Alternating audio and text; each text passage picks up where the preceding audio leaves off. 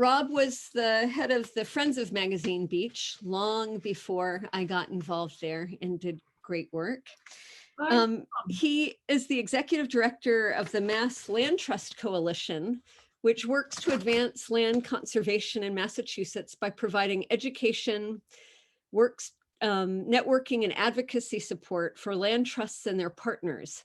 He has devoted his career to nonprofit organizations in healthcare, social service, and environmental sectors, including the Nature Conservancy and Fenway Health. A Cambridge resident for nearly 30 years, he holds a master's in public administration from the Harvard Kennedy School and a master's in public health from the University of Michigan. Rob, thank you for being here and thank you for leading the program tonight. You're welcome. My pleasure. Thanks, Kathy, for inviting me. And I want to encourage people to use the mute button when they're not talking, just to keep the background noise to a minimum, and to use the chat freely if you want to submit questions or comments.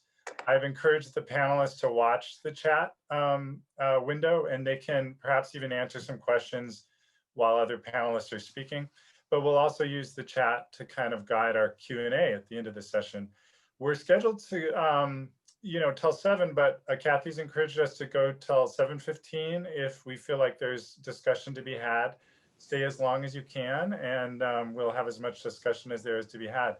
If you're not super comfortable with the chat window, when we get to the Q&A, feel free and just unmute yourself and speak up, and we'll manage that just fine.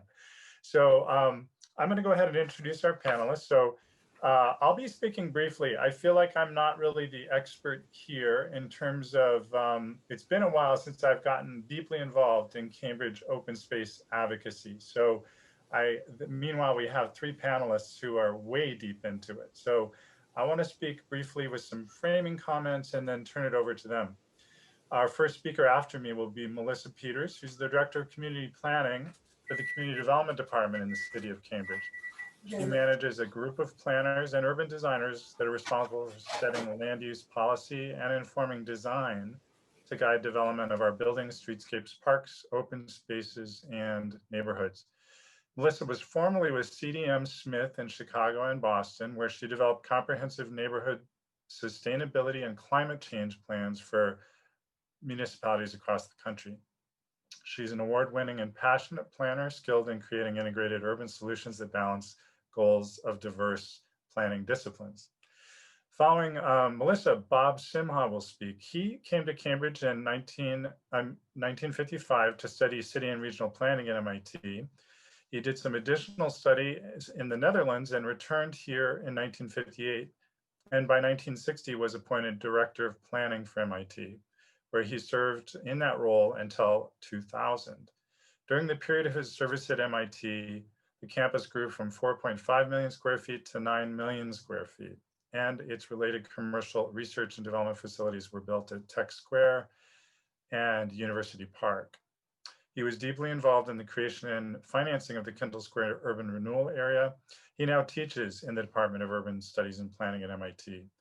He is a founding member of the Society for College and University Planning and has served on numerous Cambridge boards and committees over the years, including a term on the planning board. He authored the chapter on town-gown relations in the 20th century for the Cambridge Historical Society's centennial publication. He's been active in several neighborhood associations over the years and is dedicated to helping the city expand its open space and recreational resources. Following Bob, Sarah Mae Berman will speak. She and her husband Larry moved to Cambridge in 1958, right after she finished college. In one of her earliest Parkland advocacy roles, she was a volunteer secretary for a civic committee that was studying the amount of recreation space in Cambridge.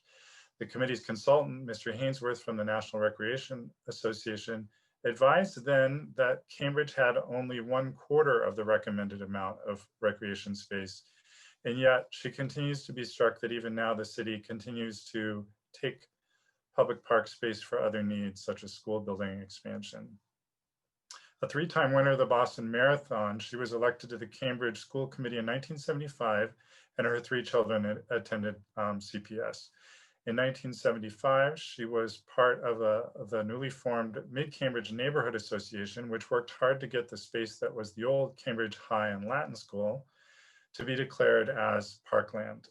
With a group of other residents, she's continued to meet twice a year with city staff to make sure that what is now Joan Lorenz Park is maintained properly.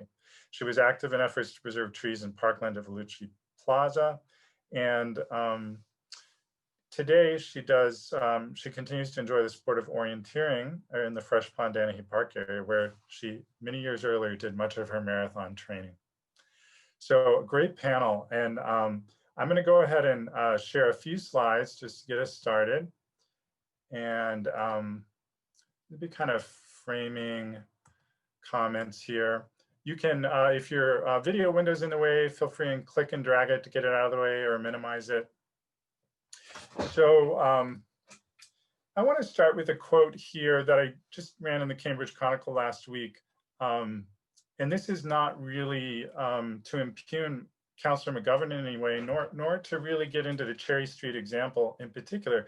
But I think that's an interesting quote because what it speaks to is that we are a dense city with limited space and a lot of competing demands. And one of those is certainly for affordable housing development.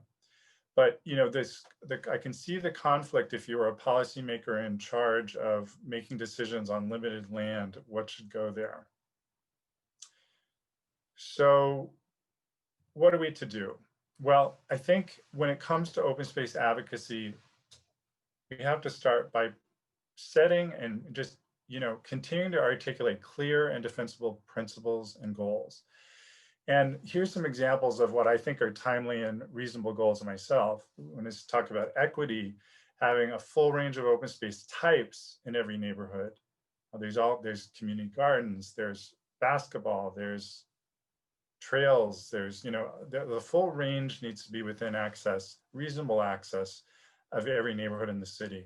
There's climate resilience, one of the key issues of which is urban heat islands. So certain neighborhoods are overly burdened by heat island effect from lack of greenery. And obviously neighborhoods that are densely developed are going to have a disproportionate burden, and open space that's public is one of the remedies for that.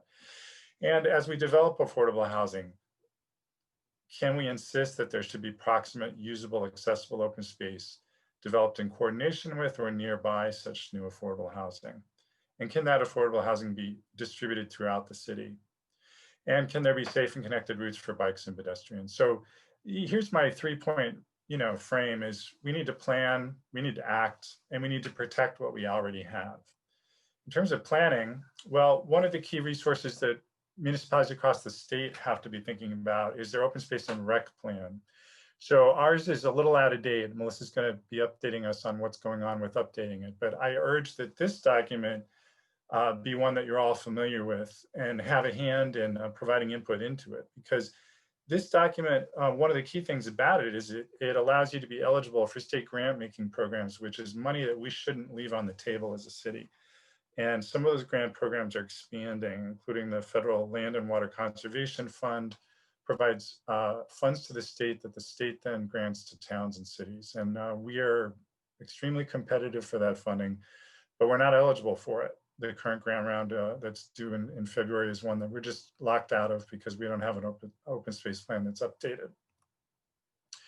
The open space plan, the current one, or the lapsed one, was heavily informed by the Green Ribbon Open Space Committee process, and Melissa's going to be updating us a little bit to the an updating process on this.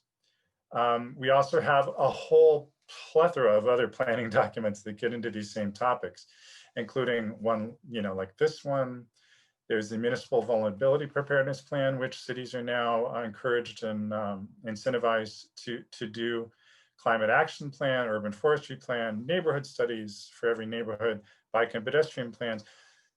Advocates can think about ways to make sure that each of these plans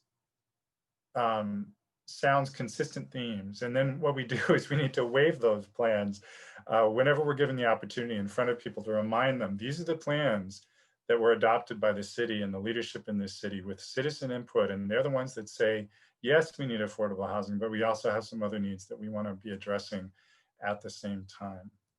When it comes to acting, you will know that a lot of the open space that's been created in this city in recent years has come from private redevelopment. And the planning and permitting process associated with private redevelopment, in fact, is a powerful tool to get new open space created. And some of our speakers will be talking more about that later. But I don't think we should ignore the role for public acquisition. We have city-owned parcels, some of which hang in the balance. And, you know, it was addressed a little bit earlier during the cocktail hour, the fact that the city has, there's been a call for an inventory of city-owned parcels that might be available for civic uses. We all need to better understand which parcels are owned by the city that might be on the table for future development. And we should think comprehensively about the different ways that they could be used. And direct acquisition of land should never be considered to be off the table. As you know, the Community Preservation Act provides a war chest from tax dollars that property owners in the city pay. And you know, most of the open space portion of those dollars has actually gone to some really significant parkland improvements, notably around Fresh Pond, Summit Magazine Beach, and a few other projects around the city. And some of it's gone to acquiring land in Lincoln, which protects our watershed. But there have been a couple of acquisitions of open space, not very many actually, with CPA funds in the lifetime of the program. A garden acquisition and some rail right-of-way acquisitions were purchased with funds from the city. One of the questions is, you know, who's really leading on spearheading land acquisition for open space in the city? Where I come from is the land trust world, where, you know, there takes a lot of dedicated staff time to keep your eye on the prize of which parcels might become available for open space, and to lead landowner negotiations and do all the due diligence and all the steps required in acquiring land for open space. I understand the city has such staff devoted to scouting parcels for affordable housing, but perhaps doesn't have that for open space. And maybe there's a way to think more comprehensively about that. And, you know, as we think about private leverage, I think, results may vary. I'm just going to throw a couple of examples out. Cambridge Crossing is, in farthest East Cambridge, is creating and has really created this significant open space piece of land, which, you know, I visit on occasion to monitor its progress. I think it's a pretty nice space. It's not perfect, but certainly substantial open space. And, you know, this looks like open space that's likely to remain well used and by those who pass through this area. By contrast, you know, there's this Novartis open space on Mass Ave, which, you know, I don't know how much public use was intended of this parcel, but I actually think of these cyclists as sitting out front of it, looking at it saying, that's interesting. Are we allowed to go in there? Because that's the impression I have as I stand in front of that space. So there's a variety of different kinds of open spaces. The last point I want to make is about protecting what we have. So, you know, one of the key tools that actually we have is the zoning designation, and then the sort of planning process designation of certain open spaces as being protected by really zoning and planning requirements. But we can see that these things are relatively easily undone. And is there a way for us to better protect the places we care about? A couple of the undone examples, I mean, you know, Sarah May is obviously a much bigger expert on John Lawrence Park, and I know Nancy Woods is on the call, who works so hard on the library.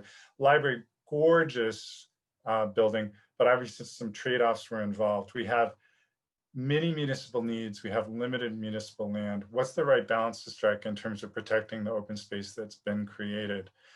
An example which I think is even a little, you know, more unfortunate from my standpoint, but the Cambridge Center roof garden, which for private development was drastically reduced in size.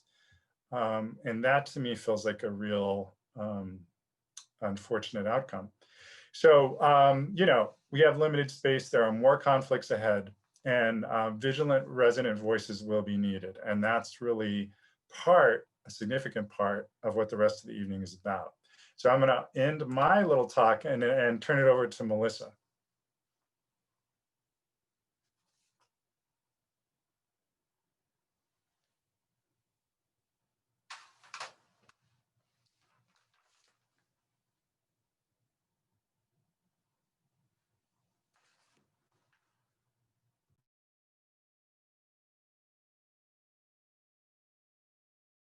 Melissa, are you muted by any chance? I was, and I think I shared my screen. Can everyone see that now? Yeah, we see it just fine. Thanks. Wonderful. Well, thanks, Rob. That framing was great and really helpful. And thanks, Kathy, for the invite. It's really great to be here this evening. I know just a handful of names in my window here, so it's great to meet other people and have this opportunity to make these connections, to see how we can work together to advocate and for more open space and to improve our current open space system. So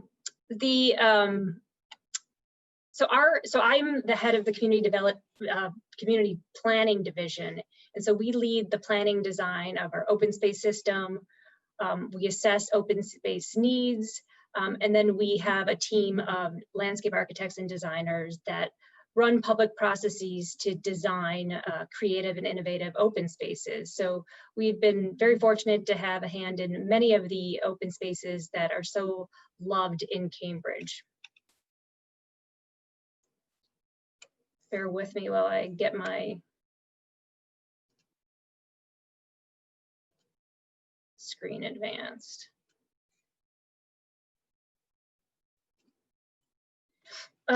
So, you know, we're all here today because we all share the same sentiment that parks are essential to maintaining quality of life. And really the work of our division is rooted in the idea that parks make a city healthy, vibrant, livable. And I think this has been even heightened through the COVID-19 pandemic, that parks play a critical role in human connection and bringing people together and building community. It's not just about places to play and for beauty and environmental protection, which of course those are all so important, but parks provide opportunities for bringing the community together, having a sense of pride in place, improving public health, and improving property value. So certainly we need to think holistically about all of the benefits that parks provide. So there, as Rob alluded to, there are a number of current plans and studies. He has additional plans that I don't have listed here. These are specific to our work around parks and open space. But we're really committed to looking at the variety of benefits that parks provide. And we've had in the past specific focus on healthy parks and the importance of play in the public realm and how we can make the public realm exciting and inviting for all. And so when we think of open space, it's not just green space, but it's also our streets and sidewalks. And how can we think of that holistically and as a system to both increase connectivity to parks, but also to provide opportunities for greenery. And so, as Rob had said, our open space and rec plan that is submitted to the state is outdated. They need to be updated every 5 years, and that allows us to be eligible for grant funding from the state. So we understand there's a need to get that updated so that we can apply for grants. So part of that process, we will be underway on open space planning process. And the first step of that is a needs assessment, understanding where is the need so that we can then come up with a set of goals and then ultimately a strategy on how we can achieve and address those needs.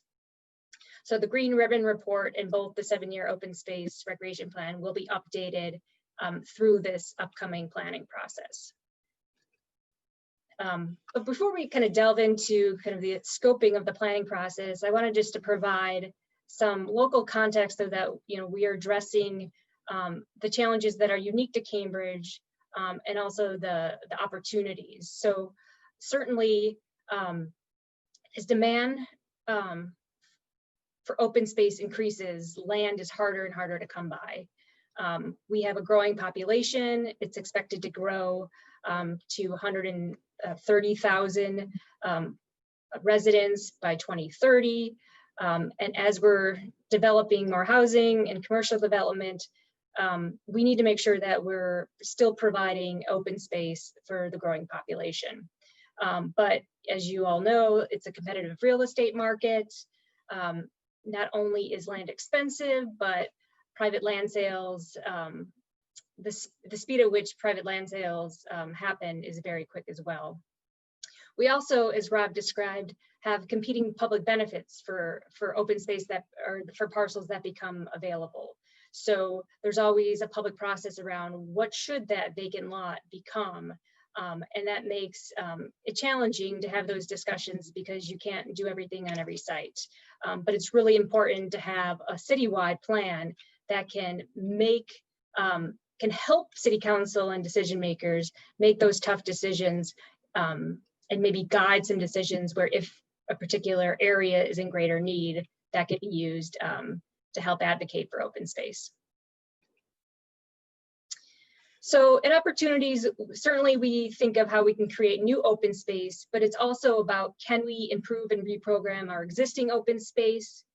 Can we improve connections to existing open space? So if we created more protected bike lanes, could people access Fresh Pond who right now can't?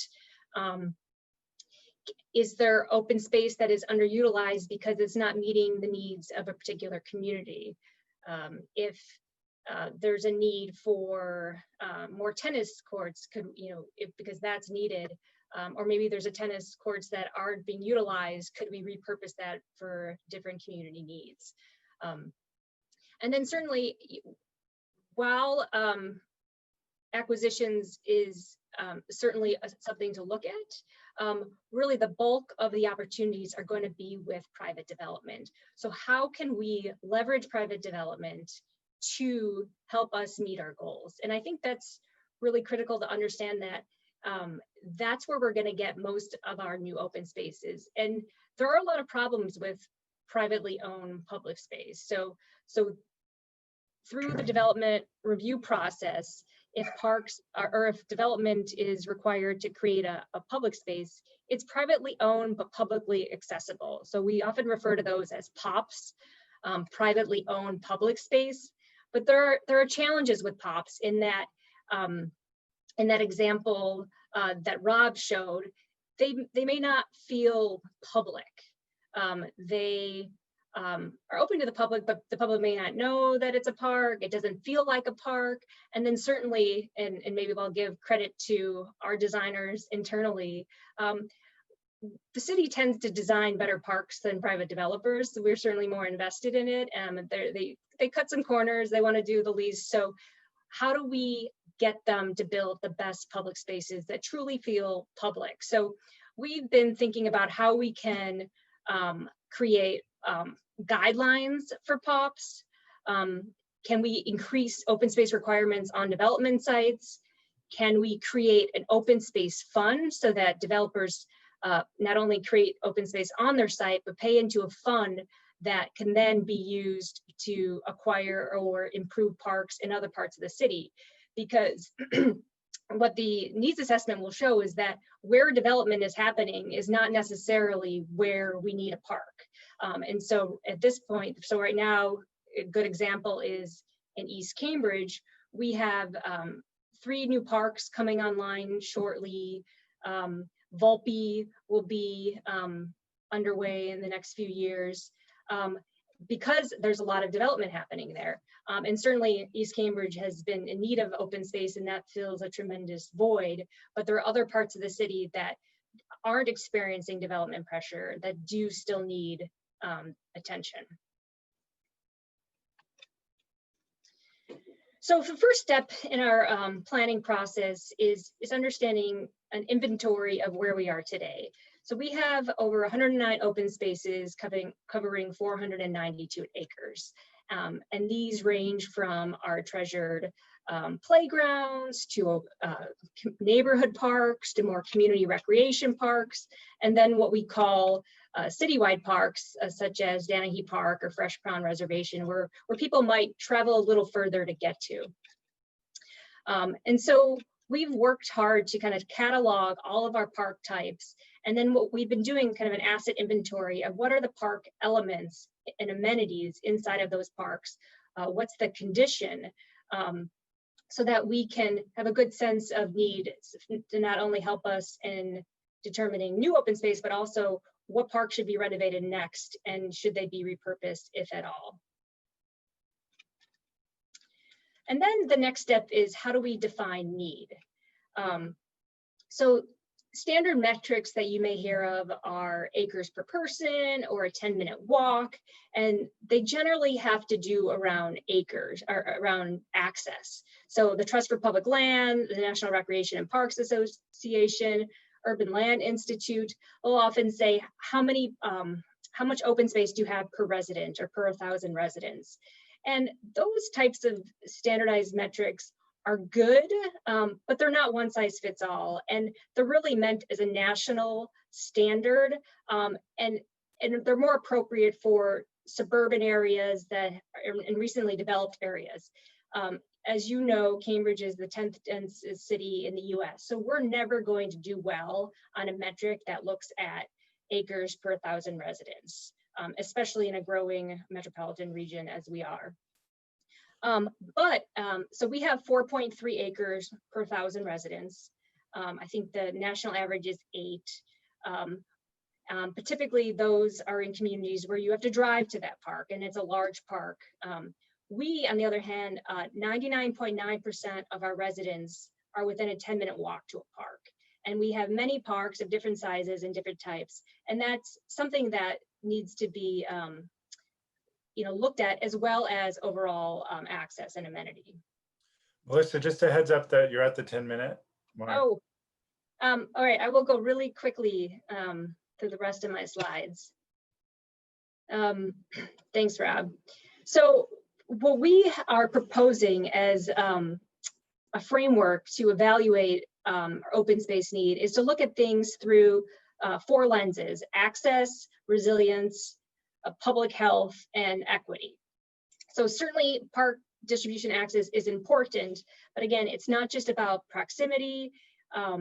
Not all 10-minute walks are created equal. We need to look at physical barriers, societal barriers. Oftentimes people tell us that they don't feel comfortable going to a public park. Harvard Yard, people don't think that that's made for them. So how do we address that?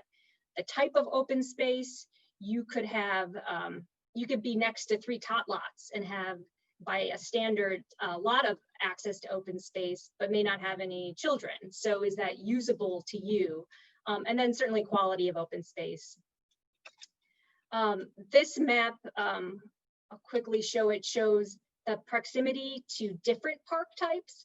So it's not just that you live next to one park, but do you live close to multiple park types? A neighborhood park, a tot lot, water play, dog park. And so this gets a sense of where in the city that need is for additional types of parks. Really quickly, resilience. I know you all are familiar with the Urban Forest Master Plan, and the climate change vulnerability work. As the climate is heating up and we're losing our tree canopy, it's getting hotter and hotter, and how can we use our biomass, our open space, to solve some of our climate change challenges? So as we think about either renovating parks or creating new parks and trees, where would that have the most bang for the buck? And just a quick example, this is Triangle Park in East Cambridge at Binney, First, and Land Boulevard. We've redesigned, based on feedback from the Urban Forest Master Plan, that park to be an urban wild, to be densely forested because of the need for additional tree canopy in that area. Really quickly, public health, simply living near a park makes you healthier. Exposure to green spaces not only helps with combating obesity and diabetes and high blood pressure, but also mental health and social connection. And then community and equity. So how can we make sure that the benefits of parks are accessible to all residents? So looking through a lens of, where do families with young children live? Where do seniors live who may benefit from activity that parks afford? where do environmental justice communities live, those that are low income, racial diversity, and are isolated linguistically? Where are daycares located? Do they have access to a park nearby to take kids out? And then can parks serve populations that don't have vehicle access? So those are the types of questions that we'll be thinking of.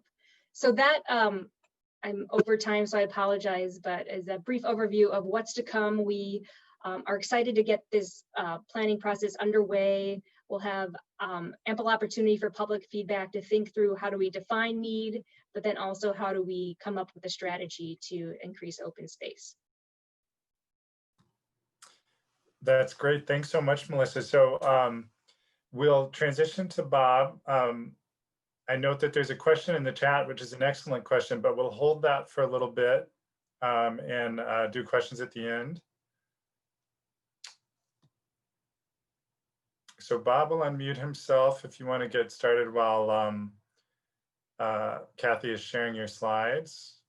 Okay. Hello. There we go. Okay. Well, with that background, let me focus on opportunities where it may be possible to create some new open space or to capture some space that may be available within a relatively short period of time. So I think let me just reiterate that we all know that open space and recreation facilities for the existing and growing Cambridge population is essential for a healthy community. And so I'm just going to touch on a few opportunities to expand the green space resources for the city over the next decade. Just a little reminder, in 1965, there was a open space plan as part of the city's plan. Just 1 second, Bob. I'm sorry, Kathy, but the slides got unshared. There we go. Okay. Okay, carry on. Right, the population in 1965 was 96,000 people. It's now 118,000. And as Melissa just told you, it's going to go up to 130,000. So just think about that. As we add each tranche of population, we are basically having to think about whether we're going to shortchange that additional population if we do not provide adequate public facilities to support that new population. Just to give you one index, here in North Cambridge, where you can see the area around Jerry's Pond, right across the street, 750 families live in Ringe Towers. And right across the street is a space called Jerry's Pond, which is essentially inaccessible to any of those people. So Jerry's Pond is approximately 9 acres of water and land resource. It should be added to and integrated with the Russell and Stamp Fields, which is essentially a combination of Cambridge and DCR land. And it should be ultimately acquired by the new developer who's just purchased all of that W.R. Grace property for $125 million. We anticipate that the new developer will want to add additional development. And there are provisions in the zoning ordinance for essentially a deal with the city of Cambridge to have that open space earmarked for public uses in the future. It's cleaned up and used for public purposes. So I think that's an example of where there is a possibility for something given goodwill, good regulations, and some creative negotiation with a new developer. I would say that there's also, I think, an important thing to think about, because immediately adjacent to this pond is additional development across Fresh Pond Parkway, where you see in the upper quadrant of this photograph, you can see the Alewife Station. Well, immediately adjacent to that are over 2,500 new residents in housing that's been built there without any additional public facilities, except for the greenway that protects, that was developed for flood purposes on the Alewife. I want to emphasize that one of the things we also need to do is to recognize that all of these people that live up in these areas have very difficult access to major public facilities that are nearby. So for instance, it's very hard for the people at Ringe Towers and the new development, which is about to be built there for another 150 families, to get to Dennehy Park because of the fact that it's difficult to get across the railroad right away. The same thing is true for people who live in the quadrangle here to get to the one playground that's here in the Fresh Pond Reservation. The important thing to remember is that the Cambridge Highlands and the quadrangle area, we already have 1,000 people who are either living there or are going to be living in buildings which are already authorized. The developers who are trying to develop this area now are anticipating building additional population in this area, and no provisions so far have been made to ensure that the plan, which was developed several years ago, can actually be executed, and they be required to provide the kind of public open space that'll be necessary to support that population. So these are opportunities which lie before us. We can reclaim some. We can ensure that new developments do their share in terms of providing open space, and the city will have to use the techniques that it has available to it to make it possible to actually create a decent place for all these people to live. For any of you who go to Iggy's to buy bread and go down Fawcett Street, just look at the buildings that you see already constructed there and imagine that they will be doubled and trebled in the years to come, just as they were across the railroad track in the area adjacent to the Alewife station. We can go on now.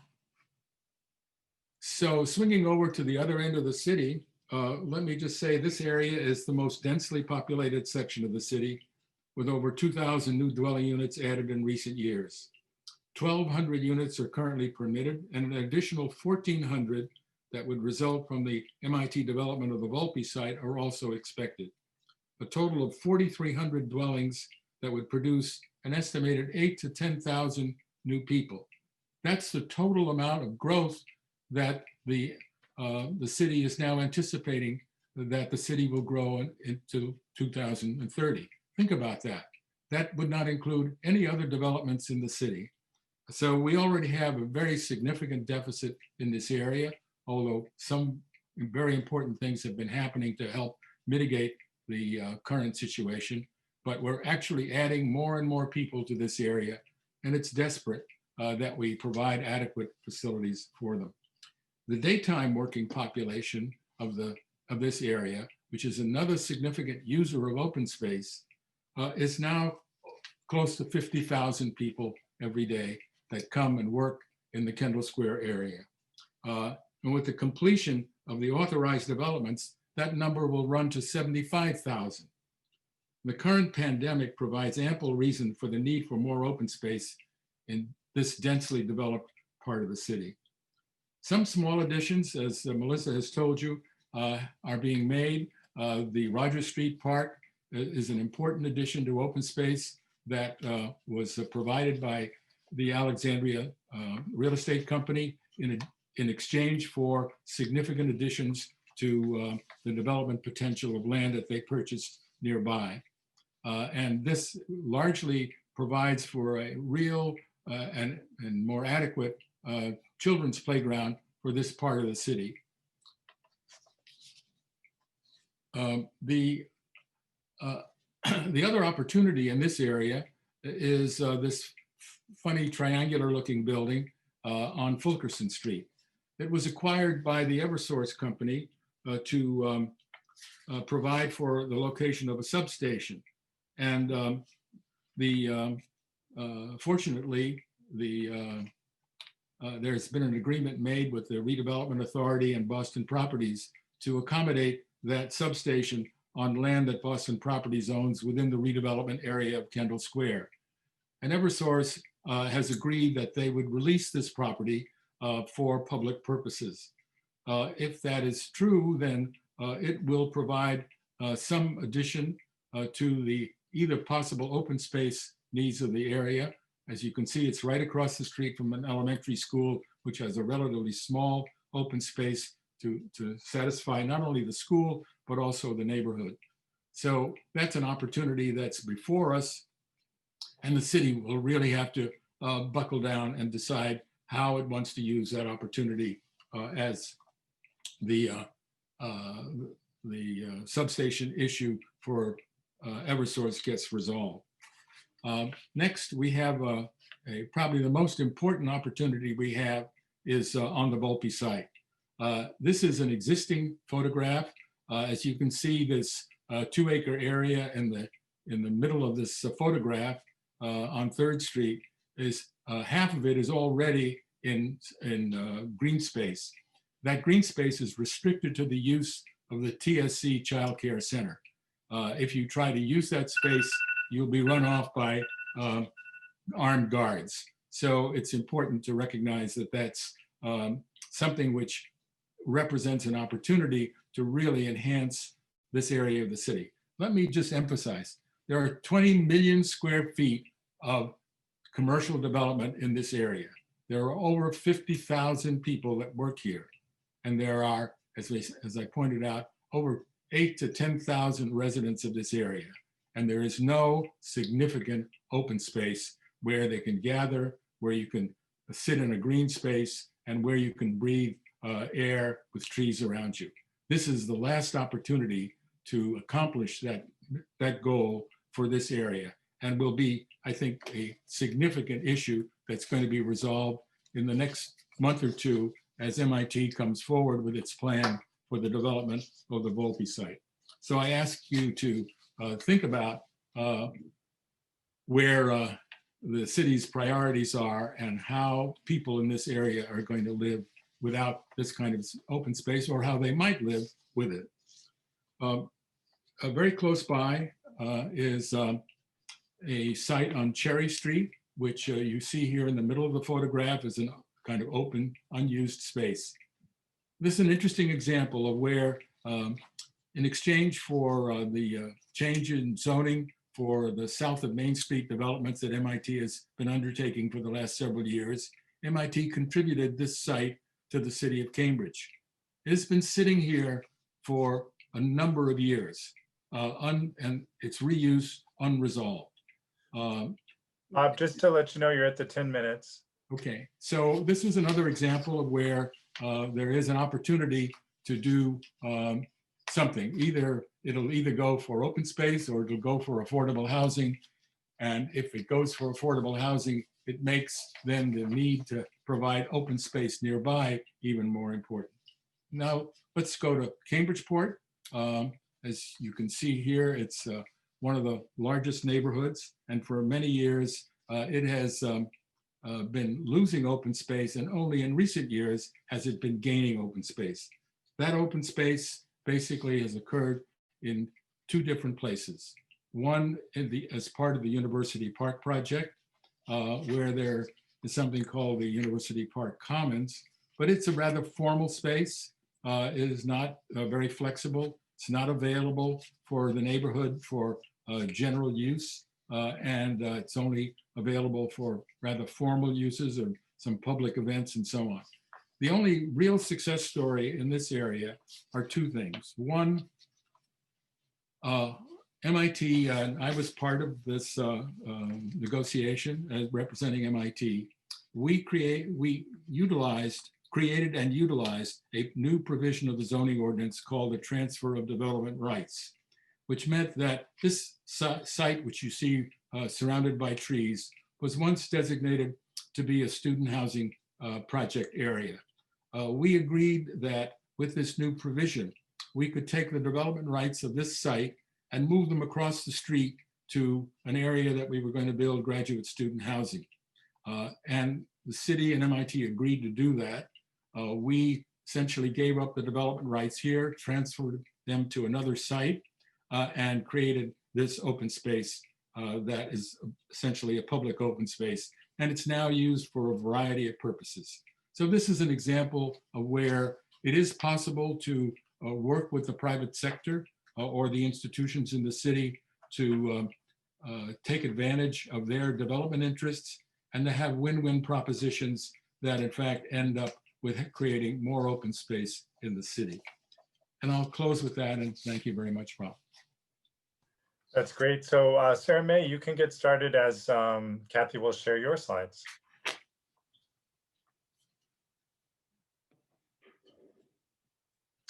And Sarah May, you're unmuting.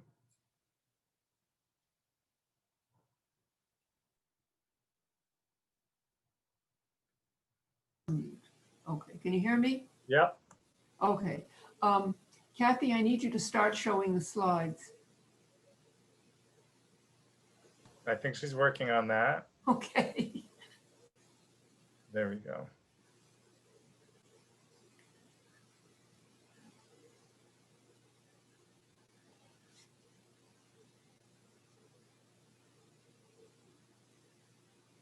So we're gonna, it looks like we're gonna go right to 7. And then we'll have a little bit of time for questions for those of you who can stay a little bit later. Okay, my question is, what has happened to our open space? And because Cambridge has had open space, and I need to see the first slide, if you will. We can see that, Sarah. Can you see it now? No. Okay. Now, in the middle of this slide is an area that looks pretty rough. It's open. There's a cut in the middle. It's there's don't seem to be trees. There are some streets around it and some housing in the lower part. And if you look on the left-hand side, you can see LY Parkway. And what you were looking at is a clay pit.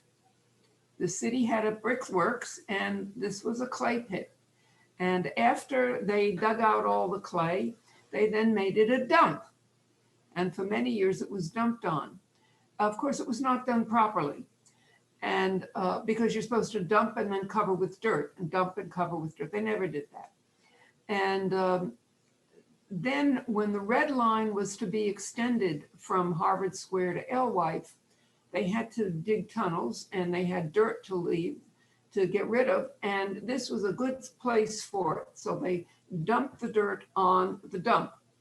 And that's called surcharging, by the way. And what has come about is Danahy Park, which is the largest open space, recreation space in Cambridge. But it is very well used.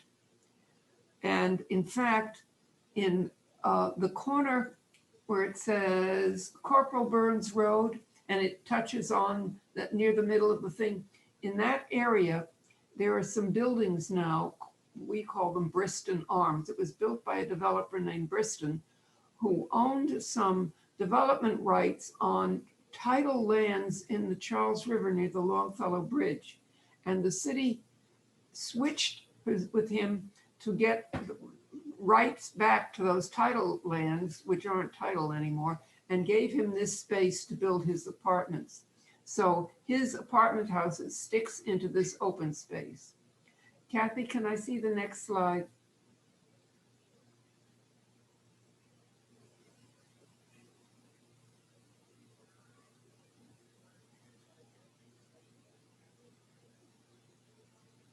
Okay.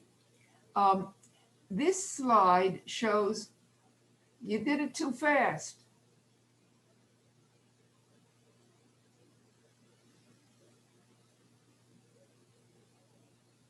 This is Donnelly Field, by the way, in, as it says on the bottom, 1897. And you see this big wide open area. Now this is a different part of the city. This is Concord Avenue. And along Concord Avenue, there was some housing. And the housing, I think, was veterans housing at the time. But the area of Callanan Field was very, very large. And now, the reason I got involved in this again, in open space advocacy again was because I went to a meeting where they were discussing the new Tobin School. Kathy, if we could have that previous picture back, I'd appreciate it.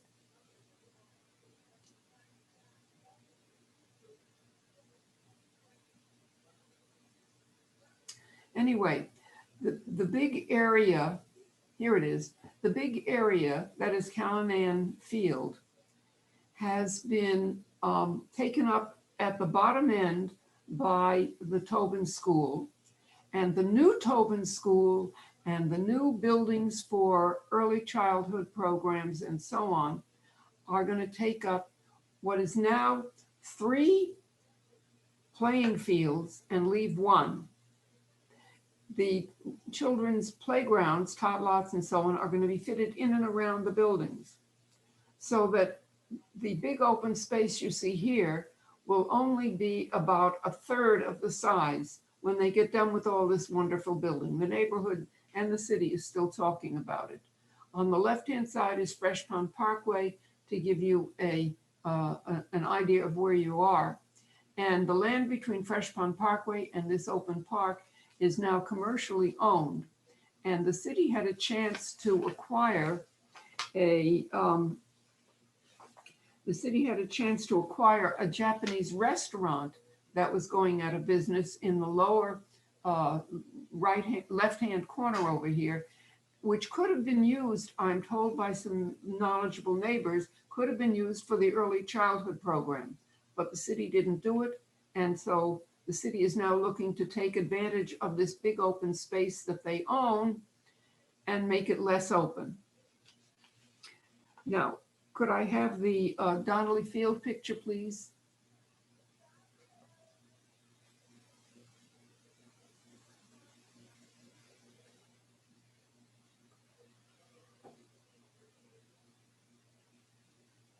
Okay, the building you see at the far end of this skating area was probably a field house, a public building. And the area of Donnelly Field was a low area. And so it was very easy to fill it with more water in the wintertime and let people skate, which was a nice activity for the densely built areas around it. Could I have the next picture, please?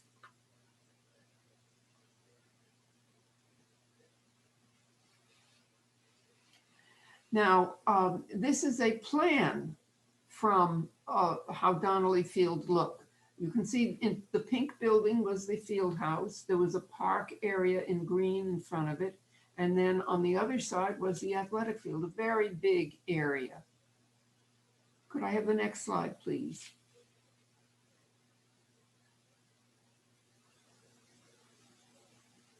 Okay. This is a view of Donnelly Field, the field house and the park in front of it as runs along Cambridge Street. Cambridge Street goes sort of through the middle of the picture. And in the upper left-hand corner, you see something that says Evertez Way. That in 1947 was still a big open area. Today, there's a very dense housing project there and very little open space. The Donnelly Field area, the part of the park facing Cambridge Street has a new set of buildings there, a new library building, a new King Open School and Cambridge Street Upper School, and some additional buildings in back of it. Donnelly Park is only about 1/3, if that, of the open space that used to be. In fact, the new buildings along Cambridge Street, the school and so on, they've just received an architectural award for their wonderful architecture. But I don't think that award reflects the fact that the school doesn't have enough playing space, neither does the neighborhood. Could I see the next slide, please?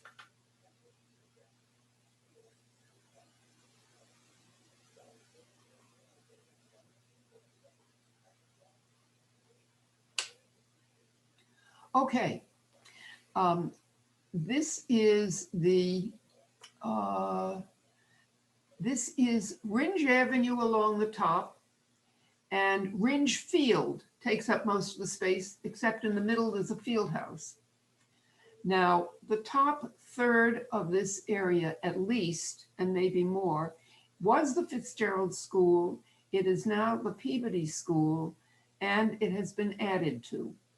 So that Ringe Field is no longer this great big space for the densely built up neighborhood around it. It is a much, much smaller area, both for the school kids and for the neighbors. Do you see a pattern here? The city owns a big open space, and it needs a school or public housing or something. Well, the city owns the land, they can just build on it. There's been no planning for the public needs that Melissa spoke of in terms of resilience and health and community equity in the way the city has built on its open parks. Could I please have the next slide? Now, along the bottom, from the upper left to the middle of the picture at the bottom, is Memorial Drive. On the lower left corner is part of Magazine Beach. But where the tennis courts and the open land is, that was MDC land that the city either swapped or bought from the MDC and built in, I think the late 50s or early 60s, built the Morse School, which takes up most of the place where the tennis courts are, plus a little bit of the open space. So there is a park there, but the school takes up a lot of it. The neighborhood isn't as dense as the neighborhood around the Fitzgerald, now Kennedy, Peabody School, but it is a dense neighborhood and there are lots of kids there. And, but this is the pattern. You have a piece of land that the city can acquire and you build a school on it. That was a nice big piece of land. This was a view of that land. You can see in the far middle, the tennis courts, and in the near middle, the open land.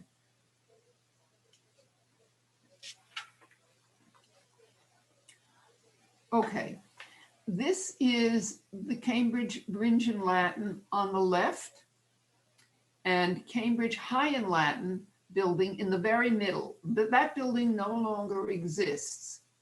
And in the very middle of, you can see a park area, in the very middle is the old library, the old main library. And bordering it is Broadway. On the other side is Cambridge Street. Now, in about 1980, Cambridge High and Latin was demolished because the high schools had to merge, and Ringe was mostly all boys. High and Latin was mixed, and that was against state law. The Ringe couldn't be all boys. So they merged the schools and they took down High and Latin. And in fact, the building part of High and Latin that borders Broadway had only been built in 1940. The other part of High and Latin had been built, I think, at the turn of the century, the 1800s into the 1900s. Sarah, well, let me just let you know that you're at the 10-minute and we're after 7, so it would be great if you could. Okay. Yeah. The Mid-Cambridge Neighborhood Association formed at that point because we wanted that open land to be a park. Mid-Cambridge has very little park. And we fought, Joan Pickett was part of the action then, and she knows well how we had to fight to get the city to recognize it. And because they built along Cambridge Street, they had built a war memorial, they had built a theater building, an arts building, and they had to build a gymnasium because the state said you don't have enough play space outside for your kids, so you have to have this gymnasium. And then they didn't have a place for the teachers' parking garage because that's where the gymnasium was going to be. So they built a parking garage, half under the ground, half above the ground, because the neighbors or the city had gotten recognition for the open space as an official park. And it had to have a certain amount of square feet. So half under the ground, half above the ground, and the top was to be covered with grass.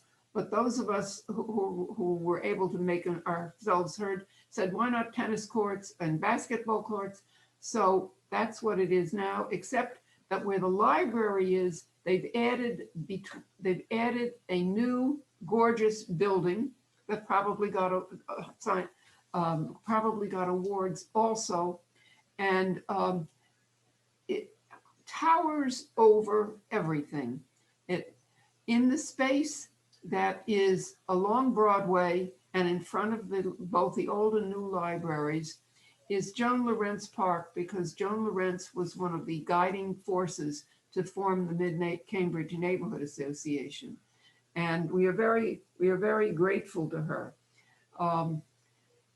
Any place where the city promised to take land, like the Longfellow School, which is on Broadway down the way a little, there's no outside play space except a little paved courtyard. The city promised at the time, and I was told this by neighbors, that the city would take 100 or more feet between Fayette and Antrim Street so that there could be a proper playground for the kid. Never happened. The only place that I know of that the city actually took houses was where the Peabody, now the Amigos School, is on Lydian Street. And to make a proper decent size for the then Peabody School, they had to take a few houses, and which they did. But the arrangement of the playground space is minimal. And that's the pattern that the city has had. They're more interested in the tax base than in providing what Melissa talked about, access of different park types and resilience and opportunity and health reasons. And of course, a park provides trees, which helps clean the air and gives people peace as they sit or talk under them. Sarah May, that may be a good place to leave it, only because of it's 7:05, and I do want there to be some discussion and fascinating histories and pictures. It's amazing. Clearly you've laid out. The point is the city had lots of space and they've allowed it to be built on. And as Bob Simhouse said, the new building along Concord Avenue and other areas, first of all, it's putting tremendous pressure on the Fresh Pond area. And other than that, there's no proper space for those people. The city doesn't insist on it with the developers, and why should the developers do it? Thanks so much. And that's a good segue into a question that was posed in the chat. Melissa, I think, might be the first person, but maybe not the only one to speak to it, which is, what's happened to leverage? Has the leverage picture changed with the zoning overlay? And what is the status there? Sure. Are they, which overlay are they referring to? I think they're talking about the affordable housing overlay, but I'm not positive. That Don, if you wanted to unmute yourself, if you're still on, and ask that question out loud, you could. Yes, you got it right. Yeah, that's what I expected. And yeah, I think that's a great question. And you're right, the affordable housing overlay has made it so that the development review process is no longer discretionary. So it's as of right for 100% affordable housing development. But that aside, and again, that's specifically for developments at 100% affordable housing, which is not a significant amount of development that the city sees. So I think the greater opportunity and the larger sites for leverage will be in the market. And I think there are opportunities We certainly know land is valuable, and if we ask a lot of developers in terms of building premium buildings, green, net zero, green building, for residential, having 20% be affordable housing. But there's opportunities to ask for more. I think we should have that conversation and see how we can both get better open space on site, but also have them commit to open space in other sites as well across the city. Could I make a follow-up or ask a follow-up? Is my understanding correct that the most likely places for developers to go to take advantage of the overlay will be those areas where acquisition costs are less of a barrier? In other words, they will be the more densely populated parts of Cambridge now, with lower land costs, where there will be a tremendous temptation to increase the density and not to worry about setback requirements, not to worry about design requirements, and to have a substantially greater number of units in the floor area ratio. This will be, it seems to me, and it's a question to you, exacerbated by the fact that there will be no leverage to provide any kind of offsetting public land for this more intense use of the property for housing. Is that a fair analysis? Yeah, I think it's fair to say that market forces will still be at play, and the city ultimately tries to minimize the per unit cost for affordable housing development.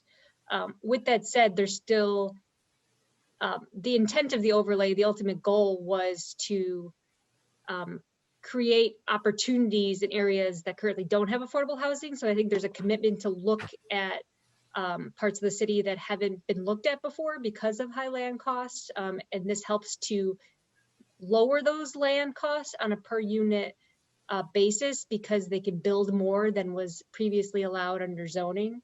But I think you make a fair point. The overlay, I know, is a relatively contentious process, and there was a lot of strong feelings on both sides. It's only 100% affordable development, and I just want to make the point. I don't know if this is consoling in any way, but it's limited. It's always limited by city's budget and what's available from state and federal funding. So on average, the city only builds about, I think the number was 50 units per year. So certainly not nothing, but it's compared to the 1,000 units of housing that goes up in the city annually, it is minor. So it's certainly a concern, and I understand that that was a big part of the discussion of how open space would get lost on these parcels that would be 100% affordable. So I understand it, and I think it's a good point, and it's something that we all should be aware of as the overlay progresses and gets evaluated in the future. I'd like to shift gears to another question that was posed about the Tobin School, which Sarah May raised. There, I think, is an ongoing process, and there's been a lot of back and forth in the face of neighborhood and community advocacy. I think the project has changed a little bit, and that there maybe impacts on the park have been reduced somewhat. But the question is, will there be part of the open space or parkland that will be removed or eliminated by the Tobin School renovation? I'll note that for people who want to kind of look into it further, the city's website has a presentation there from a September 23rd meeting where you can sort of look at the Tobin plans in depth. But does anyone want to speak to that? I don't know, Sarah May or Melissa, who's most up to speed on latest with the Tobin? Well, the pattern has been that when the city wants to build a school, if there's a school on the site, they take it down and build a new grander one. And the park that was there is reduced enormously. That has been the pattern. And this doesn't answer the other question, which is general recreation space for people who live in the city. But the city, as you can see from my presentation, the city had a lot of open space and it's built on it. And the overlay does not require any open recreation space to go with the more dense building. And as Melissa said, that's not going to work.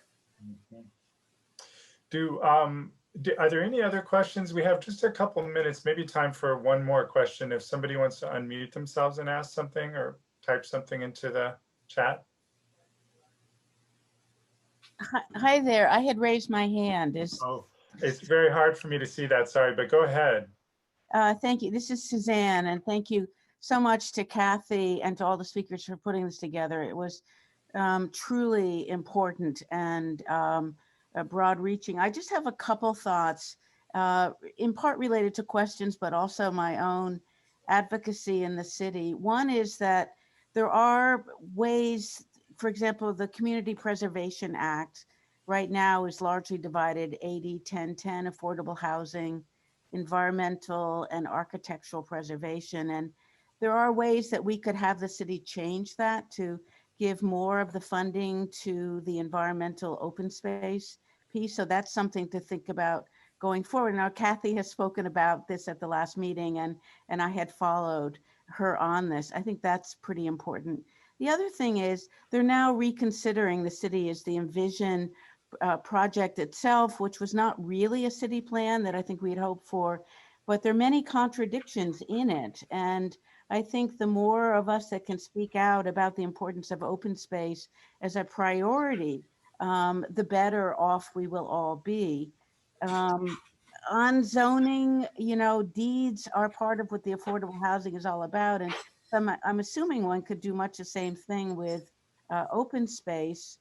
And I'll end by simply going to, I go to many meetings, and James Williamson, who lives in Section 8 housing, I think is incredibly thoughtful, and he speaks to the importance of equity in affordable housing. And in many other parts of the United States, this becomes an issue of equity to have open space. And I think that's what I'm hearing from so many speakers here. And I think we just need to make our voices heard much more. And I would simply say that the politics in Cambridge, and I'm relatively new to them, are so complex and difficult. It's like a zero-sum game. Is it housing or is it open space? And we really need to find a way to think beyond that. Right now, there's apparently some 2,300 vacant housing apartments in East Cambridge. And so we're not really acclimating our needs for apartments and housing with the actual situation on the ground. We've got to find a way going forward. So counselors or people in the city are not attacking the neighborhood groups as being NIMBYs, and so that we can find a way to work together, because these are really difficult issues. And I just want to thank everybody, because I think so many of these issues are really in the forefront and really important. Well, that's, I think, just a really nice closing comment.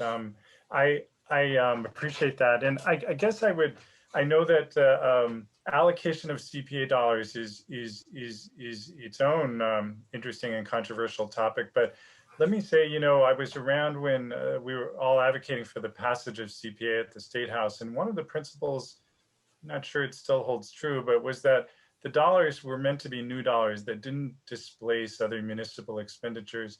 We've seen so much of the open space portion of the CPA dollars in Cambridge go to park renovation projects. And I guess we hoped that more of it would go to acquisition and new parks, not just improving the parks we have.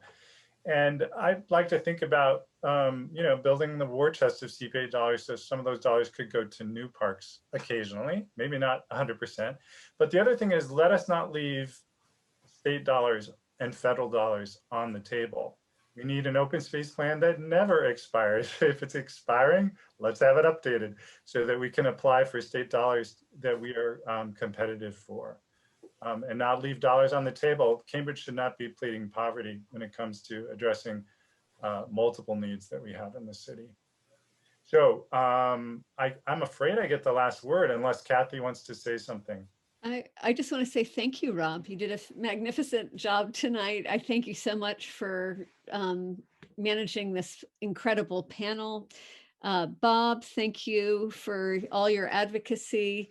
Melissa, thank you for joining us and for all of your work. And Sarah Mae Berman, thank you for being the memory of our community and sharing it with us.